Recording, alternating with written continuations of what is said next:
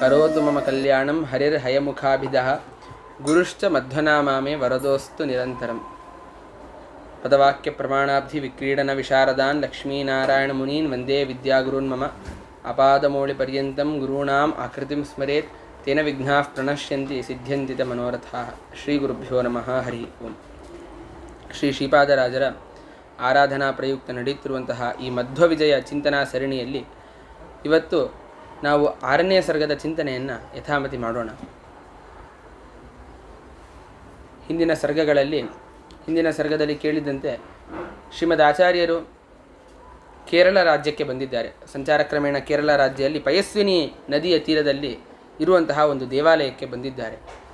ಅಲ್ಲಿ ಇದ್ದಂತಹ ಪಂಡಿತರು ಆಚಾರ್ಯರನ್ನು ಪರೀಕ್ಷೆ ಮಾಡಬೇಕು ಎಂಬ ಉದ್ದೇಶದಿಂದ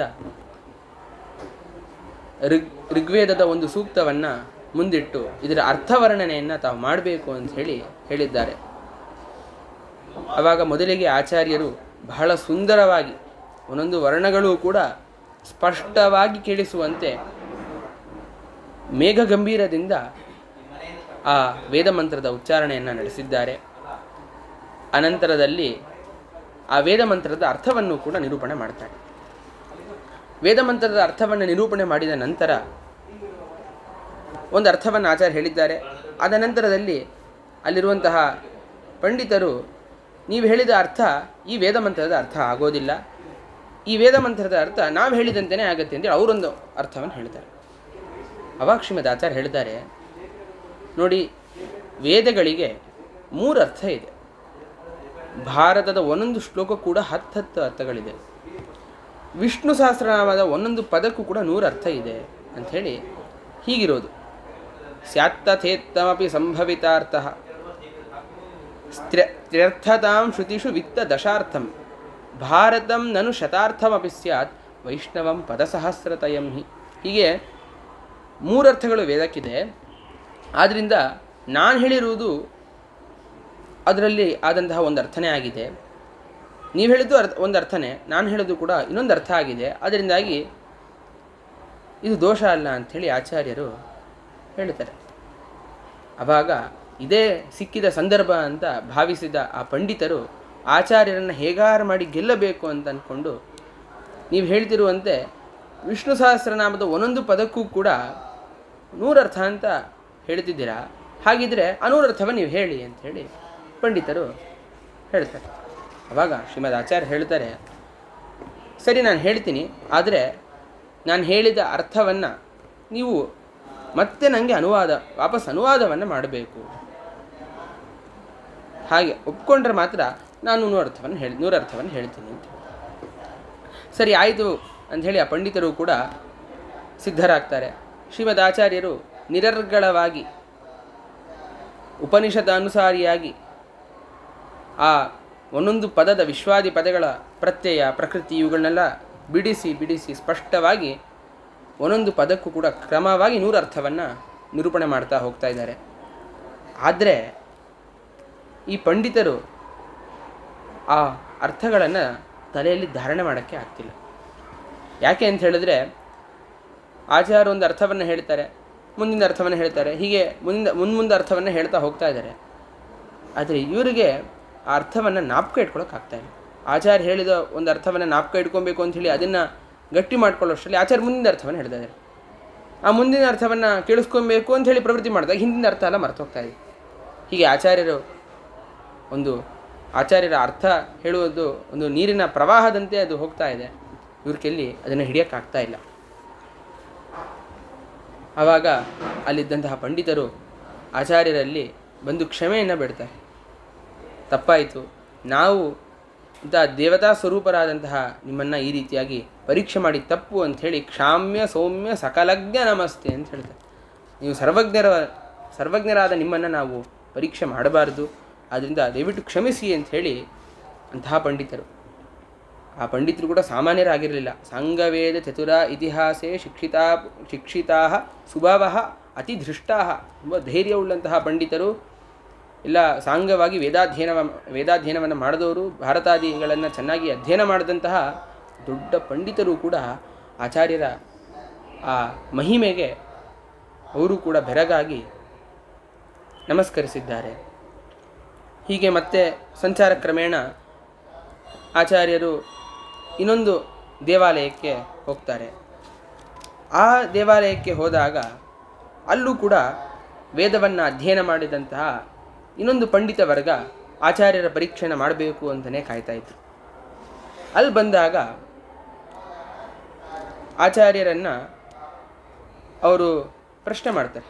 ನವಾ ಉ ದೇವ ಅಂಥೇಳಿ ಋಗ್ವೇದದ 8ನೇ ಅಷ್ಟಕದಲ್ಲಿ ಬರುವಂತಹ ಒಂದು ಮಂತ್ರ. ಆ ಮಂತ್ರದ ಅರ್ಥವರ್ಣನೆಯನ್ನು ಮಾಡಬೇಕು ಅಂಥೇಳಿ ಆಚಾರ್ಯರನ್ನು ಪ್ರಶ್ನೆ ಮಾಡ್ತಾರೆ.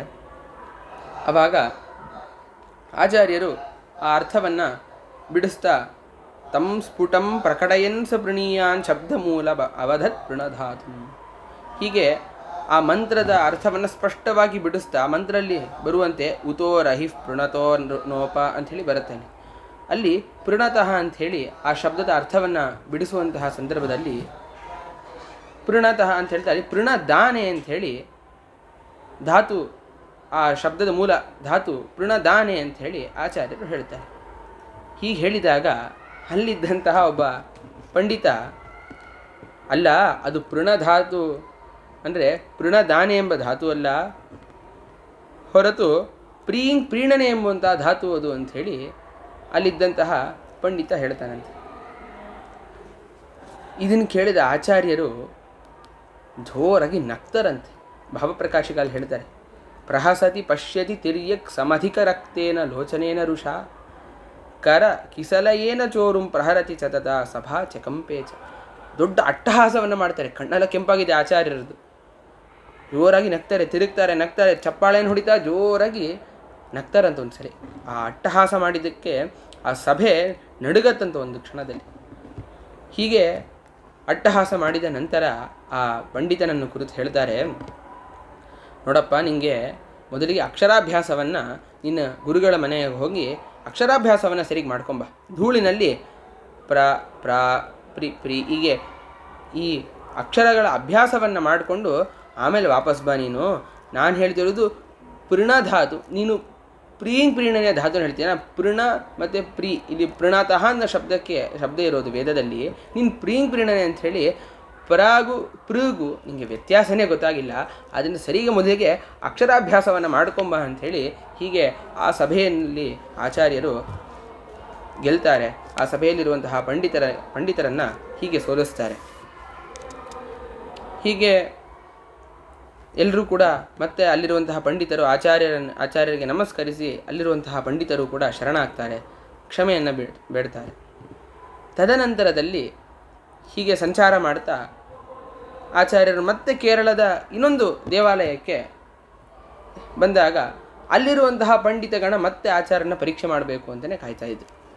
ಅಂದರೆ ಹೇಗಾಗಿತ್ತು ಅಂತ ಹೇಳಿದ್ರೆ, ಆ ಕಾಲದಲ್ಲಿ ಆಚಾರ್ಯರ ಕೀರ್ತಿ ಹೇಗೆ ಹರಡಿತ್ತು ಅಂದರೆ, ಎಲ್ಲರೂ ಕೂಡ ಯಾರೋ ಮಧ್ವಾಚಾರ್ಯ ಅಂತಿದ್ದಾರೆ, ಅವರು ವೇದಕ್ಕೆಲ್ಲ ಅರ್ಥವನ್ನು ಸರಿಯಾಗಿ ಹೇಳ್ತಾರಂತೆ, ಅವರ ಪರೀಕ್ಷೆ ಮಾಡಬೇಕು ಅಂತ ಕಾಯುವಂಥವರೇ ಜಾಸ್ತಿ ಆಗಿದ್ದರು. ಹೀಗೆ ಈ ದೇವಾಲಯದಲ್ಲೂ ಕೂಡ ಎಲ್ಲರೂ ಕೂಡ ಕಾಯ್ತಾ ಇದ್ದಾರೆ. ಆವಾಗ ಆಚಾರ್ಯ ಬರ್ತಾರೆ. ಬಂದ ನಂತರದಲ್ಲಿ ಅವರು ಕೂಡ ಅಲ್ಲಿರುವಂಥವರು ಪ್ರಶ್ನೆ ಮಾಡ್ತಾರೆ. ಏನು ಅಂತ ಹೇಳಿದ್ರೆ, ಕನ್ಯಕಾ ಸೂಕ್ತ, ಕನ್ಯಾ ಆವಾರವಾಯತಿ ಅಂತ ಹೇಳುವಂತಹ ಈ ಸೂಕ್ತ, ಈ ಸೂಕ್ತದ ಅರ್ಥವನ್ನು ನೀವು ಹೇಳಬೇಕು ಅಂಥೇಳಿ ಮತ್ತೆ ಆಚಾರ್ಯರನ್ನು ಅಲ್ಲಿರುವಂಥವ್ರು ಕೇಳ್ತಾರೆ. ಅಲ್ಲೂ ಕೂಡ ಅಪಾಲ ಅಂಥೇಳಿ ಒಂದು ಶಬ್ದ ಬರುತ್ತೆ. ಅಪಾಲ ಎಂಬುವಂತಹ ಶಬ್ದಕ್ಕೆ ಆಚಾರ್ಯರು ಅರ್ಥವನ್ನು ಹೇಳ್ತಾ ಅತಿತರುಣಿ ಅಂಥೇಳಿ ಅರ್ಥವನ್ನು ಹೇಳ್ತಾರೆ. ಆದರೆ ಅಲ್ಲಿದ್ದಂತಹ ಪಂಡಿತರು, ಅಲ್ಲ, ಅಪಾಲ ಶಬ್ದಕ್ಕೆ ಅತಿತರುಣಿ ಅಂತ ಅರ್ಥ ಅಲ್ಲ, ಹೊರತು ಶ್ವಿತ್ರಿಣಿ ಅಂತಲೇ ಅರ್ಥ. ಶ್ವಿತ್ರಿಣಿ ಅಂಥೇಳಿ ಕುಷ್ಠರೋಗ ಉಳ್ಳವಳು ಅಂಥೇಳಿ ಅರ್ಥ. ಅಂದರೆ ಈ ಸೂಕ್ತದಲ್ಲಿ ಒಬ್ಬ ಸ್ತ್ರೀಗೆ ಇಂದ್ರನ ಒಂದು ಅನುಗ್ರಹದಿಂದ ಅವಳು ಒಳ್ಳೆ ರೂಪವನ್ನು ಹೊಂದುವಂಥವಳು ಅಂತ ಮೊದಲಾದ ಈ ಅರ್ಥವನ್ನೆಲ್ಲ ನಿರೂಪಣೆ ಮಾಡ್ತಾ ಹೋಗ್ತಾರೆ. ಹೀಗೆ ಈ ಸೂಕ್ತದ ಅರ್ಥವನ್ನು ಹೇಳುವಂಥ ಸಂದರ್ಭದಲ್ಲಿ ಅಪಾಲ ಶಬ್ದಕ್ಕೆ ಆಚಾರ್ಯರು ಅತಿತರುಣಿ ಅನ್ನೋ ಅರ್ಥವನ್ನು ಹೇಳಿದರೆ, ಇಲ್ಲ, ಕುಷ್ಠರೋಗ ಉಳ್ಳವಳು ಶ್ವಿತ್ರಿಣಿ ಎಂಬ ಅರ್ಥವನ್ನೇ ಹೇಳಬೇಕು ಅಂಥೇಳಿ ಅಲ್ಲಿರುವಂತಹ ವಿದ್ವಾಂಸರು ಆಗ್ರಹವನ್ನು ತೋರಿಸ್ತಾರೆ. ಆವಾಗ ಶ್ರೀಮದ್ ಆಚಾರ್ಯರು, ಸರಿ ಆಯಿತು, ನಾನಿವಾಗ ಹೋಗ್ತೀನಿ ಇಲ್ಲಿಂದ. ಇಲ್ಲಿ ನಾನು ಹೋದ ನಂತರದಲ್ಲಿ ಇನ್ನೂ ಸ್ವಲ್ಪ ದಿವಸ ಬಿಟ್ಟು ಒಬ್ಬರು ವಿದ್ವಾಂಸರು ಬರ್ತಾರೆ. ಅವರನ್ನು ನೀವು ಈ ಅವರನ್ನು ಕುರಿತು ಈ ಅರ್ಥವನ್ನು ಕೇಳಿ, ಆವಾಗ ನಿಮಗೆ ಸ್ಪಷ್ಟ ಆಗುತ್ತೆ. ಅವ್ರು ಯಾವ ಅರ್ಥ ಹೇಳ್ತಾರೋ ಆ ಅರ್ಥವನ್ನು ನೀವು ಸ್ವೀಕಾರ ಮಾಡಿ ಅಂತ ಹೇಳಿ ಆಚಾರ್ಯರು ಹೀಗೆ ಹೇಳಿ ಮುಂದೆ ಹೋಗ್ತಾರೆ. ಅದೇ ಥರ ಆಚಾರ್ಯ ಹೇಳಿದಂತೆಯೇ ಒಬ್ಬ ವಿದ್ವಾಂಸ ಬರ್ತಾನೆ. ಅಲ್ಲಿರುವಂತಹ ಆ ಜನರು, ಆ ವಿದ್ವಾಂಸರು ಮತ್ತೆ ಆ ವಿದ್ವಾಂಸರನ್ನ ಕೇಳ್ತಾರೆ, ಏನು ಅಲ್ಲಿರುವಂಥ ಈ ಸೂಕ್ತದಲ್ಲಿ ಬರುವಂತಹ ಅಪಾಲ ಶಬ್ದ ಅರ್ಥ ಏನು ಅಂತ ಹೇಳಿ ಕೇಳಿದಾಗ ಅವರು ಆಚಾರ್ಯರು ಹೇಳಿದಂತೆ ಅಪಾಲ ಶಬ್ದಕ್ಕೆ ಅತಿ ತರುಣಿ ಅಂತಲೇ ಅರ್ಥ ಅಂತ ಹೇಳಿ ಹೇಳ್ತಾರೆ. ಆವಾಗ ಆ ವಿದ್ವಾಂಸರ ಸಮೂಹ, ಪ್ರಾಂತದ ಜನರಿಗೆ ಬಹಳ ಆಶ್ಚರ್ಯ ಆಗುತ್ತೆ. ಅಪ್ಯನಾಗತಗತ ಪ್ರತಿಪತ್ತಿಂ ಶ್ರದ್ಧದು ಪೃಥುಲ ಚೇತಸ ಏತೆ. ಶ್ರೀಮದ್ ಆಚಾರ್ಯರು ಕೇವಲ ಒಂದು ಎಲ್ಲ ಶ್ರುತಿಗಳ ಅರ್ಥವನ್ನು ಪ್ರಮಾಣಾನುಸಾರಿಯಾಗಿ ಅವರು ತಿಳಿದವರಲ್ಲ, ಸರಿಯಾಗಿ ಅರ್ಥವನ್ನು ಮಾತ್ರ ತಿಳಿದವರಲ್ಲ, ಹೊರತು ಭೂತ ಭವಿಷ್ಯದ ವರ್ತಮಾನ ಕಾಲಗಳಲ್ಲಿ ಏನೇನಾಗತ್ತೆ ಎಲ್ಲವನ್ನೂ ಕೂಡ ತಿಳಿದಂಥವರು ತ್ರಿಕಾಲ ಜ್ಞಾನಿಗಳು ಶ್ರೀಮದ್ ಆಚಾರ್ಯರು ಅಂಥೇಳಿ ಶ್ರೀಮದ್ ಆಚಾರ್ಯರಲ್ಲಿ ಬಹಳ ಶ್ರದ್ಧೆಯನ್ನು ಪಡಿತಾರಂತೆ.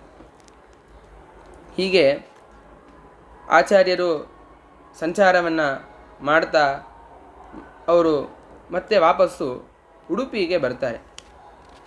ಉಡುಪಿಗೆ ಬಂದ ನಂತರದಲ್ಲಿ ಅವರಿಗೆ ಅನಿಸತ್ತೆ, ಈ ವೇದಾರ್ಥಗಳ ಬ್ರಹ್ಮಸೂತ್ರ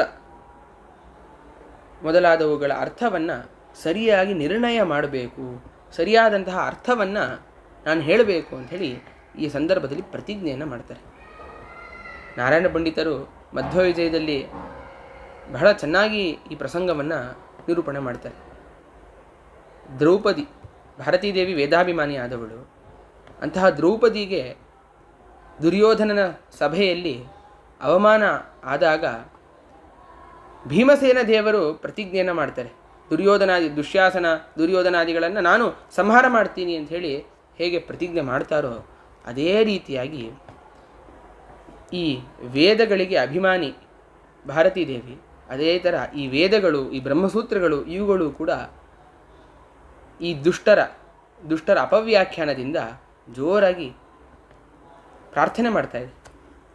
ಎಲ್ಲ ವೇದಗಳು ಕೂಡ ಅಂದರೆ ಅಲ್ಲಿ ಭಾರತೀದೇವಿ ಯಾವ ರೀತಿಯಾಗಿ ವಾರ್ಯತಾಂ ಬುಧಜನೇರ್ ನನು ಹಾಹಾ ನೈಷ ಧರ್ಮ ಇತಿ ಚಾಭಿದದಾನ ಹೇಳಿ ನನ್ನ ಕಾಪಾಡಿ ಅಂತ ಹೇಳುವಂತೆ ಈ ವೇದಗಳು ಕೂಡ ಅಂತಹ ಒಂದು ಕಷ್ಟ ಸಂದರ್ಭಕ್ಕೆ ಒಳಗಾಗಿವೆ.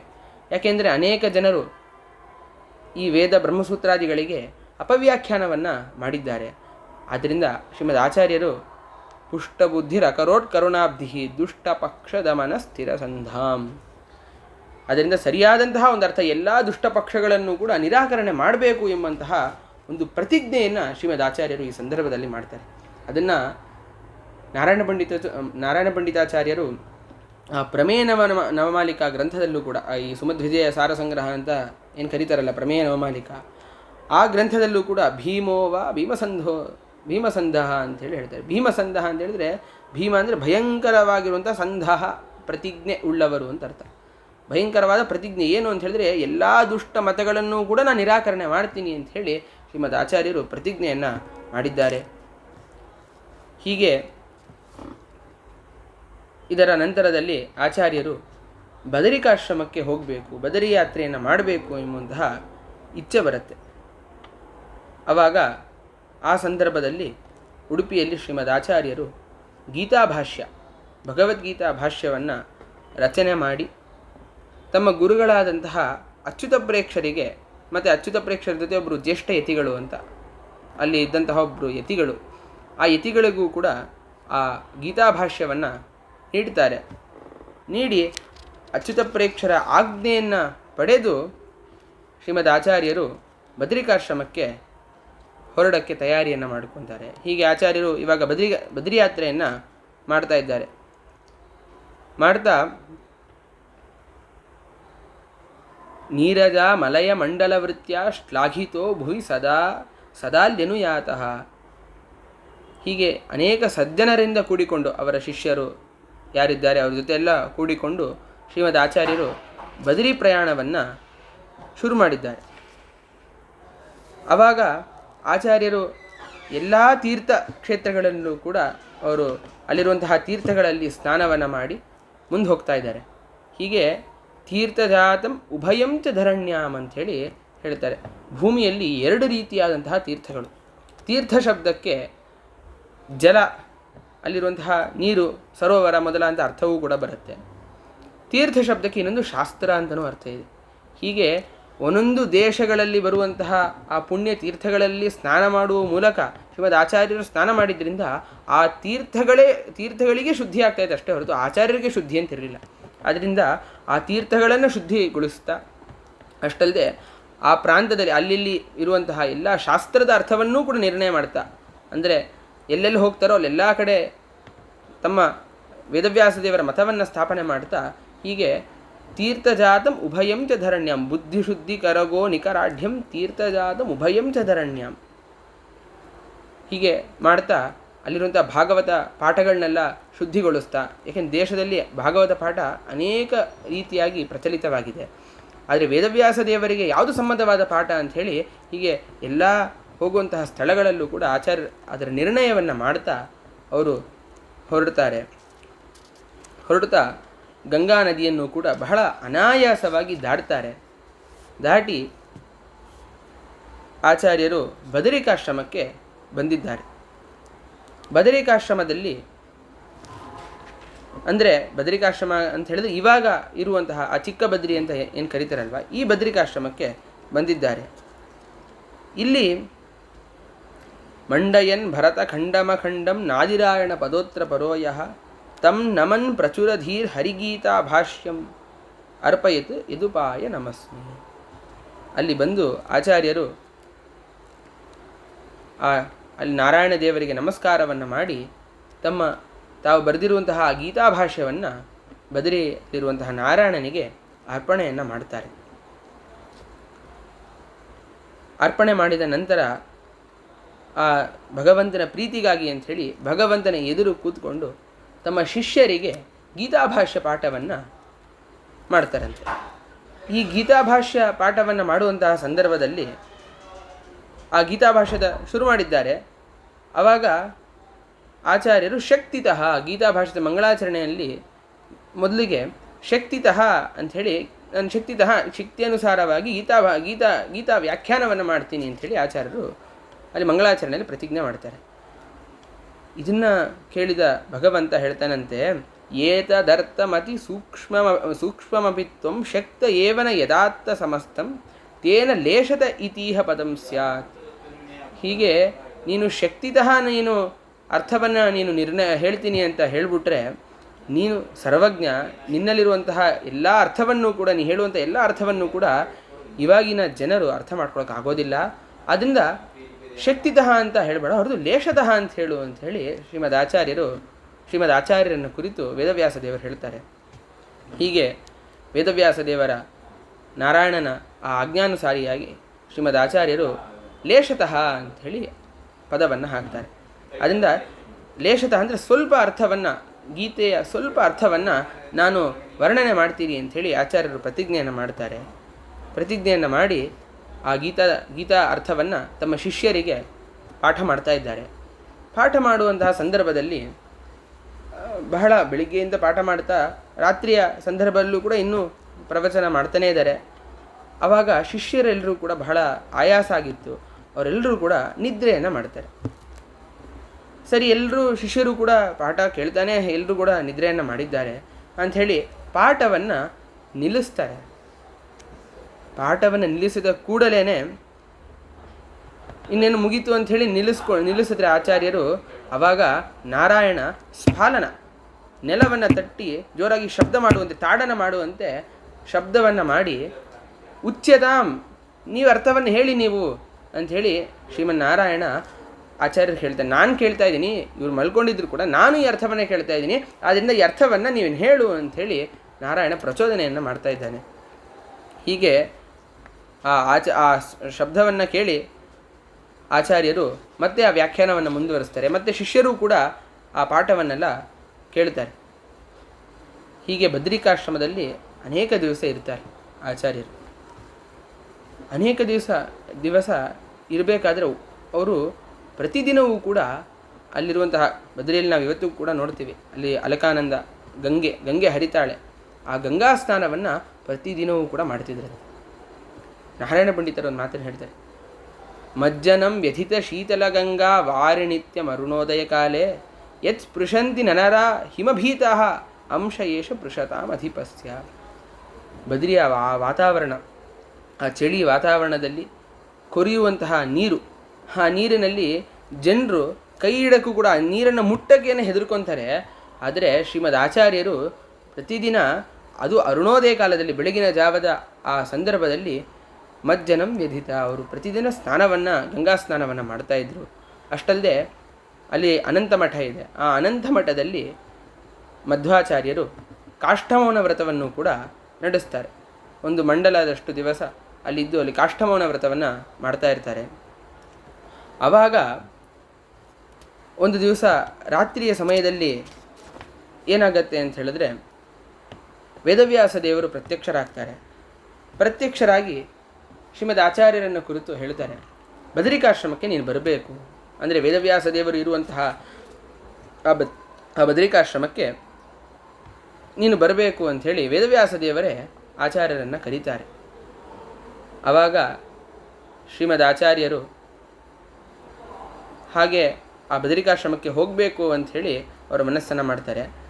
ಈ ಘಟನೆ ಏನು ನಡೀತಲ್ಲ, ಈ ಘಟನೆ ನಡೆದಾಗ ವೇದವ್ಯಾಸ ದೇವರು ಬಂದಿದ್ದಾರೆ, ಬಂದು ಶ್ರೀಮದ್ ಆಚಾರ್ಯರನ್ನು ಕರೀತಾ ಇದ್ದಾರೆ. ಆಚಾರ್ಯರಿಗೆ ವೇದವ್ಯಾಸ ದೇವರು ಕಾಣಿಸ್ತಾ ಇದ್ದಾರೆ, ಆದರೆ ಅಲ್ಲಿರುವಂಥ ಶಿಷ್ಯರುಗಳ ಏನೋ ಒಂದು ಪ್ರಕಾಶ ಬಂದಂತೆ ಆಗ್ತಾ ಇತ್ತಂತೆ. ಅದರಿಂದ ಆ ಸಮಯದಲ್ಲಿ ನಿಜವಾಗಲೂ ಕೂಡ ವೇದವ್ಯಾಸ ದೇವರು ಬಂದು ಆಚಾರ್ಯರನ್ನು ಕರೆದಿದ್ದಾರೆ. ಆದ್ದರಿಂದ ಆಚಾರ್ಯರು ಇನ್ನು ಹೊರಡಬೇಕು ಅಂತ ಹೇಳಿ, ಹೊರಡಬೇಕು.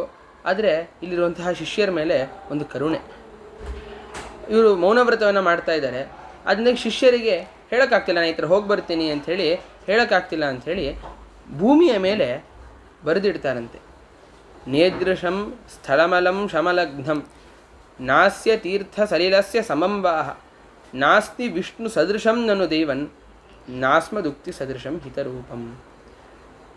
ಹೀಗೆ ಈ ಬದರಿಕಾಶ್ರಮದಂತೆ ಅಂದರೆ ಪಾಪಹರವಾದಂತಹ ಇನ್ನೊಂದು ಕ್ಷೇತ್ರ ಇನ್ಯಾವುದೂ ಕೂಡ ಇಲ್ಲ. ಮತ್ತು ಗಂಗೆಗೆ ಸಮಾನವಾದಂತಹ ಬೇರೆ ಯಾವ ನೀರೂ ಕೂಡ ಇಲ್ಲ. ವಿಷ್ಣುವಿಗೆ ಸದೃಶವಾದಂತಹ ಇನ್ನು ಯಾವ ದೇವತೆಯೂ ಕೂಡ ಇಲ್ಲ. ನಮ್ಮ ಮಾತಿಗೆ ಸದೃಶವಾದ ಇನ್ನು ಯಾವ ಮಾತೂ ಕೂಡ ಇಲ್ಲ ಅಂಥೇಳಿ ಶ್ರೀಮದ್ ಆಚಾರ್ಯರು ಹೇಳ್ತಾರೆ. ಆದ್ದರಿಂದ ಹೀಗೆ ಈ ಕ್ಷೇತ್ರದ ಮಹಿಮೆಯನ್ನೆಲ್ಲ ತಿಳಿಸ್ತಾ, ನಾನು ಹೋಗಿ ಬರ್ತೀನಿ, ಆ ವ್ಯಾಸರ ದರ್ಶನವನ್ನು ಬರಬೇಕು ಅಂತ ಹೇಳಿ ನಾನು ಹೋಗ್ತಾ ಇದ್ದೀನಿ ಇವಾಗ. ಆದರೆ ನಾನು ಬರ್ತೀನೋ ಇಲ್ವೋ ಅಂಥೇಳಿ ನಂಗೆ ಗೊತ್ತಿಲ್ಲ.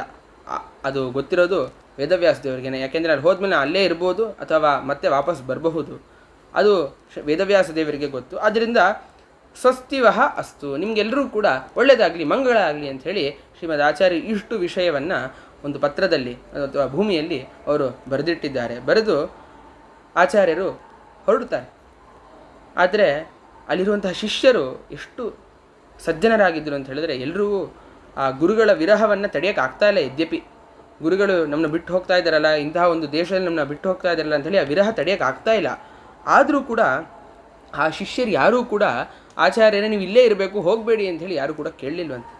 ಯಾಕೆ ಅಂತ ಹೇಳಿದ್ರೆ, ಅವ್ರಿಗೆ ಹೇಳ್ತಾರೆ ನಾರಾಯಣ ಪಂಡಿತರು, ಸ್ವಾಮಿನೋ ಅಭಿಮತ ಭಂಗ ಭಯೇನ, ಎಲ್ಲಿ ಆಚಾರ್ಯರು ನಮಗೋಸ್ಕರ ಅಂಥೇಳಿ ವೇದವ್ಯಾಸ ದೇವರ ದರ್ಶನವನ್ನು ತಪ್ಪಿಸ್ಬಿಡ್ತಾರೋ, ಅವ್ರಿಗೆ ವೇದವ್ಯಾಸರ ದರ್ಶನ ಆಗದೇ ಹೋದೀತು ಅಂಥೇಳಿ ಶಿಷ್ಯರೆಲ್ಲರೂ ಕೂಡ ಯಾವ ಇಂತಹ ಮಾತುಗಳನ್ನು ಕೂಡ ಹೇಳದೆ ಅವರು ಸುಮ್ಮನೆ ಇದ್ದರು. ಆದರೆ ಆ ಸಮಯದಲ್ಲಿ ಶ್ರೀಮದ್ ಆಚಾರ್ಯರ ಶಿಷ್ಯರು ಸತ್ಯತೀರ್ಥರು ಅಂಥೇಳಿ ಒಬ್ಬರು, ಅವ್ರಿಗೆ ಗುರುವಿರಹವನ್ನು ತಡೆಯೋಕ್ಕಾಗದೆ ಆಚಾರ್ಯರ ಹಿಂದೆ ಅವರೂ ಕೂಡ ಹೊರಡ್ತಾರಂತೆ.